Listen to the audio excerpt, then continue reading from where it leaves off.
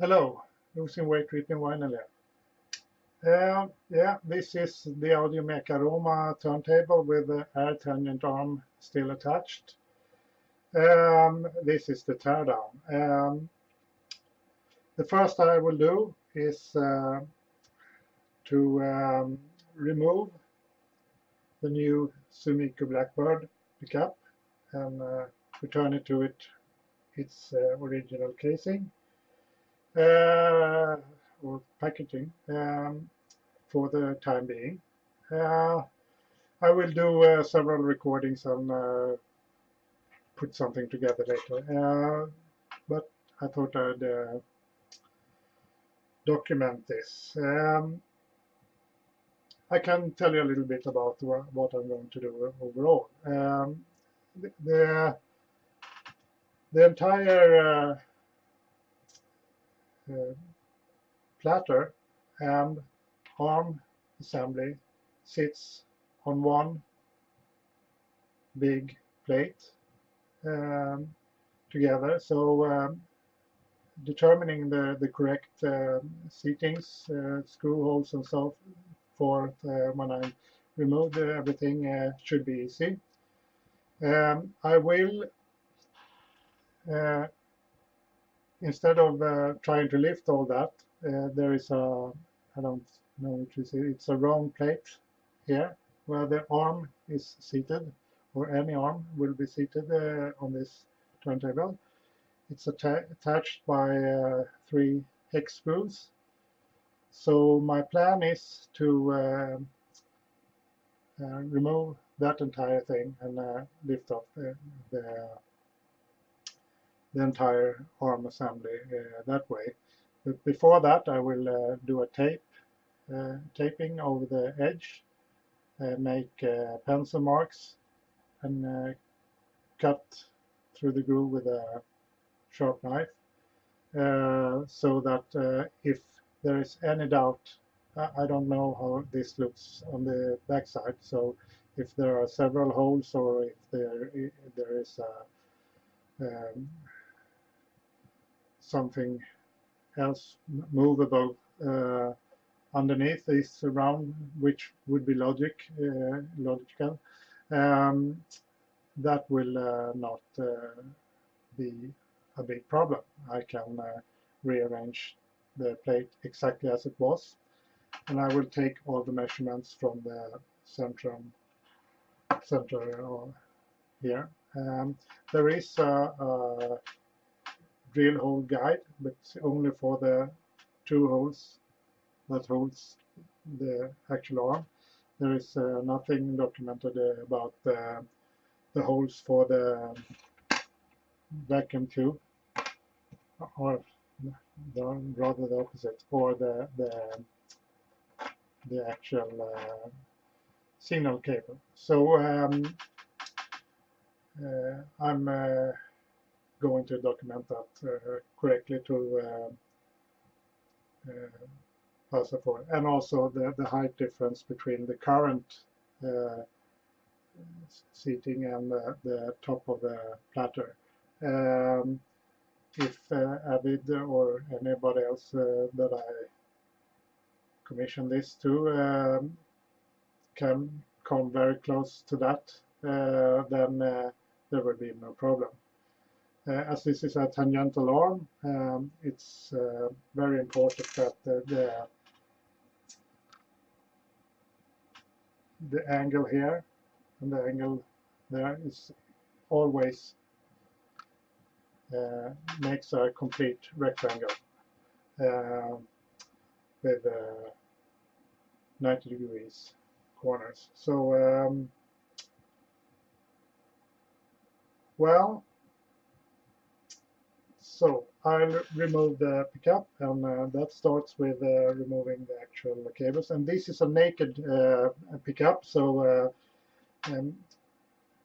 everything is exposed. There is like an L profile arrangement that holds everything together, and that is quite easy to hold onto without ever coming close to touching anything else. So it's quite smart construction for being in a completely naked setup. But all the naked, like Ben's Micro and so on, has similar solutions. So we'll remove the closest one first. Red, green, blue, and white. Now it's disconnected.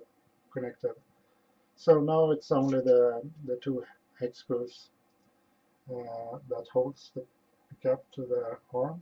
And I'll just counterweight here so the arm just doesn't fly up.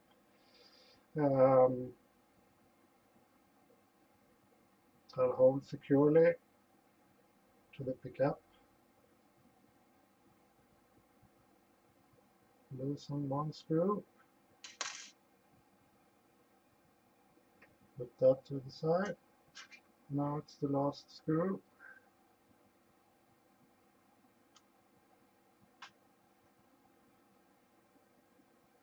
It's a good thing I have the original packaging for both the Audiomeca and the Airtangent arm for safekeeping.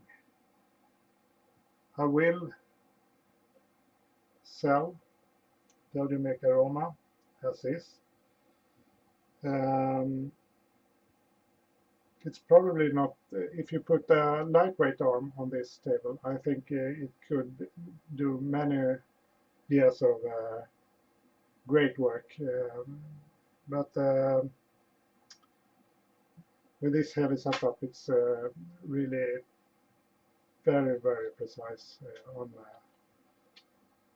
where to put them. This is actually harder. Mounting it on the original sitting here. Originally, it was an ordinary standard screw with this kind of head that hold it on there. But I find that it's much easier to use the hex screw they provided with it for the mounting on the arm to put it on in the original box. This was actually tricky. I don't want to hurt anything. I put the pickup there. So the screw through there.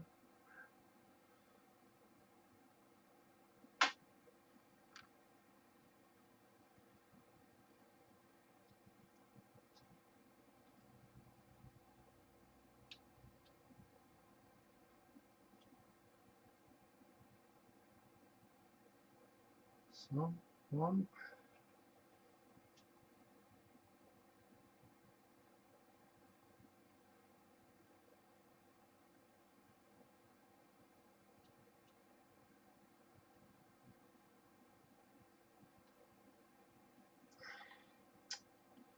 This was tricky.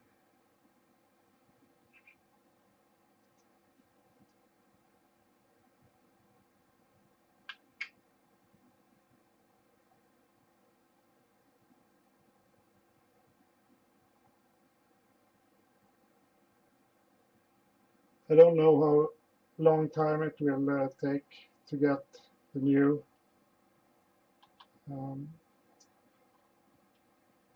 turntable delivered, so I better store all of this correctly. And this is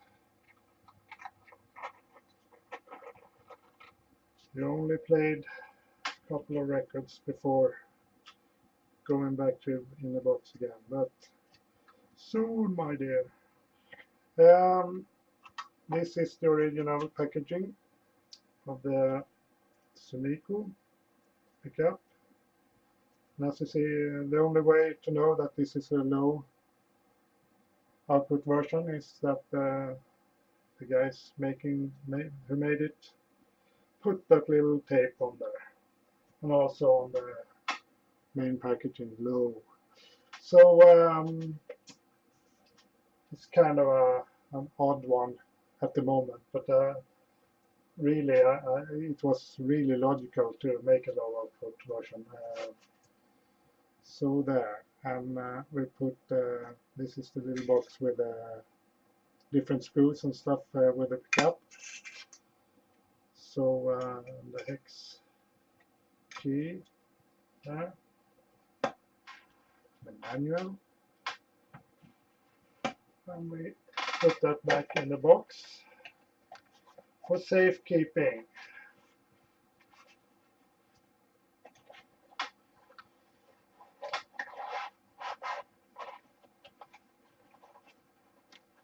Well, of course,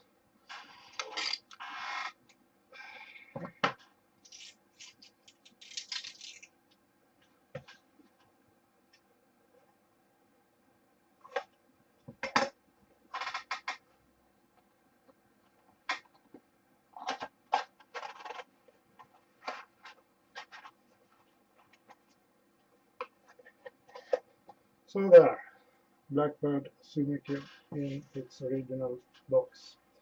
We put that aside there. Oh, my back. So there, and now that that is done, I will take a little bit of a break. I will remove the arm from the air tube and put that in my original box next. The only one thing I am a little bit uncertain of is the audio connector they have here. I have no idea the actual construction, but I would be surprised if it's not just holding the other and losing the other, like a bayonet grip. Anything else makes no sense. So I have to remove that, and then I can just slide off the entire tube from the air tube. So then this will be naked, and I can start the disassembly of the actual arm base. Well, more later. Bye. So I was too curious. I unraveled the original box, and the foam in it is a little bit clammy and breaks easily. So, but it's sufficient for just storing it. So there's no chance that I will ship this on to any record player maker. It will stay here in my cabin. This connector here, it was not bayonet grip. It's actually much simpler. It's just pulling it out like that, and just like that we can carefully slide it off. So that was that update, and I'll put this in a box, and that's about that. So I have now taken lunch. I have sealed the air tubes and disconnected them. It's a connector here. You can see it well because I've taped it. And I put surgical tape cut along the edge of the mounting plate and made markers a little randomly so I can easily line it up again if that would be a problem. So, and I've turned off, of course, the air pump. So now this is all a naked unit, and what Leif did when he mounted this was skip the normal terminal and solder the solder the wires from the arm directly into the phone contact. I'm not certain that these will fit through any hole in here, but I leave them on because I have very good margin at the time being, and when I lift up the arm, it will at least go through this big hole, and it goes through the bottom easily. So I will be able to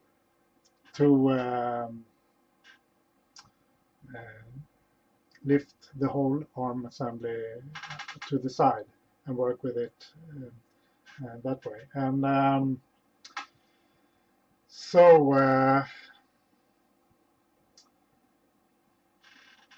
then I probably have to desolder those phono connectors later.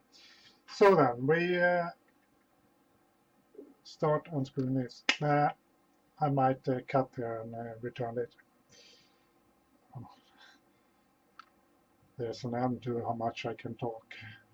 You don't believe it, but there is.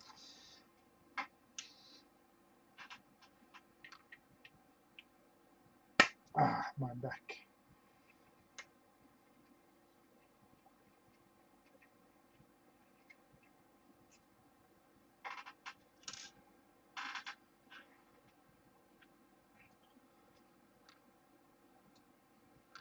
It would be interesting to feel how much the Airtangent main chassis actually weigh.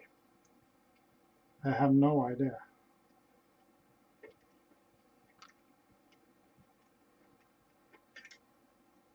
This lifts the hole. This screw will not come loose because it's partly covered. Oh, something is holding it back. I think I make a cut here. Well, that wasn't so strange. There was a clamp for the tube, air tube, in the chassis, easily accessed from the hole in the bottom of the Audiomeca Roma. So here it is. There is actually only two holes. One pretty big one to connect physically the arm to the board, and one hole for both the air hose and the cable. So that was easy. And I put the arm upside down with a secure lint-free cloth to rest the air tube against. And there it is, the Audiomeca Roma. I will remove from the arm this round part here, and reattach it to the Roma, and then read some manual, get transport screws in place on the Roma, and package it as it is.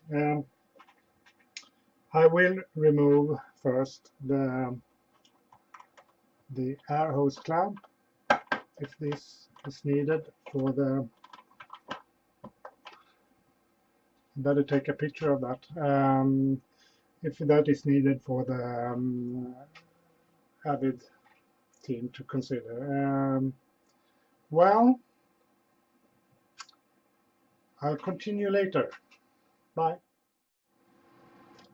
Well, as you can see, I have removed the Audiomeca from the table temporarily. I will put everything together to get all the measurements correct later. As you can see here, there's one big bolt holding the arm to the plate, and another hole which has the cable for the audio, and the air hose for the air pressure in the arm. And as it is, of course, I cannot pull the phono contacts through, so I have to desolder them. The funny part is, oh, that's that is that with the arm, this complete set comes with the air connection, ground connection, and the phono contacts. Not color coded actually, yes, but that's strange. Anyway, so I will make a note of this part to Avid or whoever makes the new table for this. That I might want to use this one. It is more practical, and I highly doubt it will affect sound quality something measurable at all. Anyway, and my audiophile friend has caught wind of me doing this, so he's texting me all the time with warnings, tips, and other. And he wants to know about his new turntable too. So, and what should he do? How should he spend his money? Well, I'm kind of confused myself, so sorry, Peter. And I'm trying my best. Well, so this is the situation right now. I will desolder this, remove this plate, and the next video you probably see this plate mounted on the Roma and me starting taking the measurements. Just an update. Another short update. Well, it's quite a large screw that holds the arm in place, and it's only one. So if someone from Avid sees this video, it's the hole in the back holds the arm, and in front it's the tubes and stuff. And it really could be an idea that since the arm is only connected in one point physically when it comes to attachment to the base, the front hole could be at least wider to allow just turning it in completely parallel with the arm movement in relative to the center of the platter. Anyway, I will reattach this to the Audiomeca Roma and make precise measurements for the. Another interesting thing I could say, between the mounting holes for this plate, there is small indentations because Audiomeca has made adjustment screws just beside the actual attachment screw. So from the underside of the board, you could slightly adjust angles with this. And that's quite interesting because with an arm like Airtangent, you could have actually made anti-skating that way. Because the normal way to do anti-skating with an Airtangent, or at least those early versions, was actually tilting the entire table. It needs so little, so it doesn't make any mechanical difference. But for the anti-skating, it makes enough difference. And that is a little bit interesting. But anyway, I'll return with the measurements and so on. So this is the clamp that held the air hose at the bottom of the Roma. I'm not entirely certain that this clamp actually isn't for normal cables from normal arms, and not so that it might be a part of the Audiomeca Roma. On the other hand, it really looks like, considering all the other parts in the Roma, this is another type of screw, and there is signs telling that it's post-mounted. So I'm guessing it actually is something that Leif put there when he mounted the Airtangent arm. So I'll keep that outside the Roma until I have finished the new build with the Airtangent on another board, turntable. So I'll reattach this and start making measurements. So I'll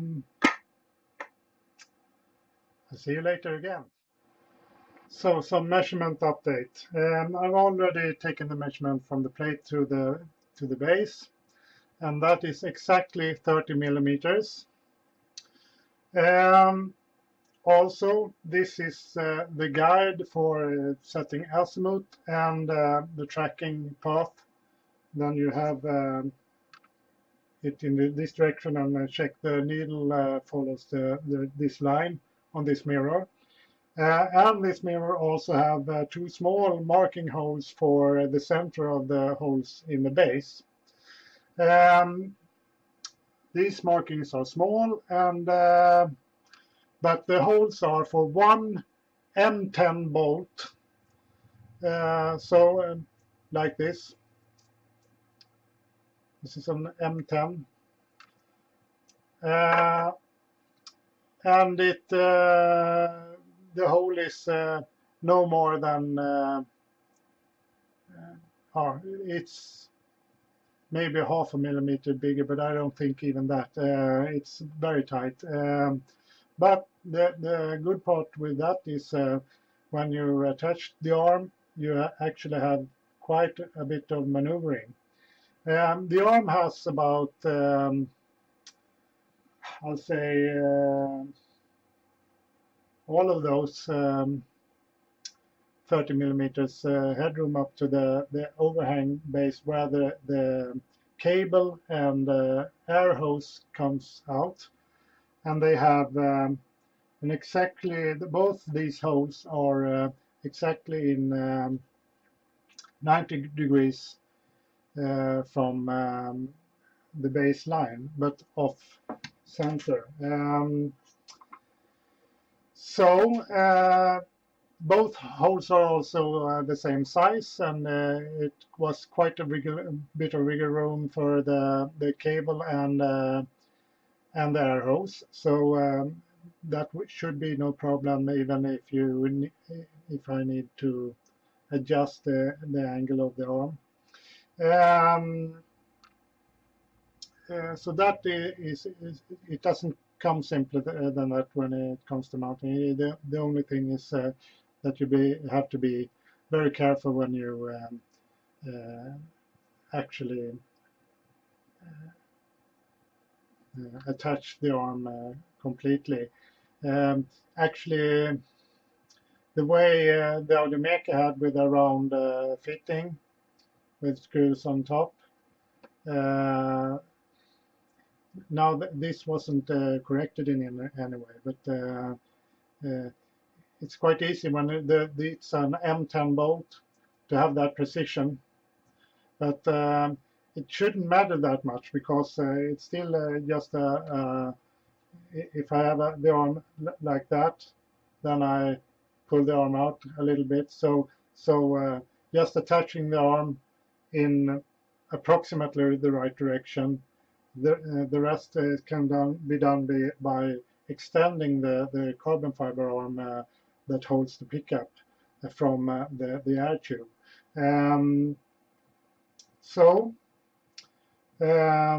It's ingeniously simple. Hats off for that, Leif. Anyway, these two drill holes, that should be M10, is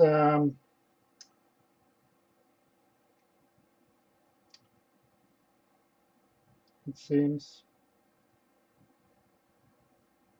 exactly 32 millimeters apart, center to center. I measured from edge to edge, but that's the way you do it precisely. And the actual mounting hole for the arm, the one furthest away from this line, is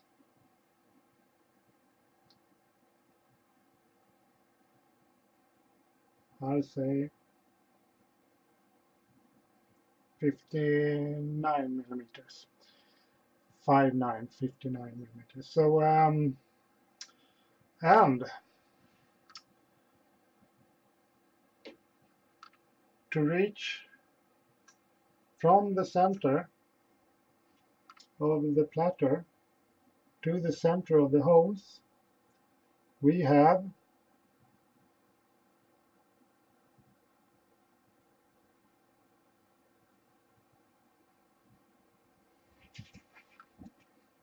hmm,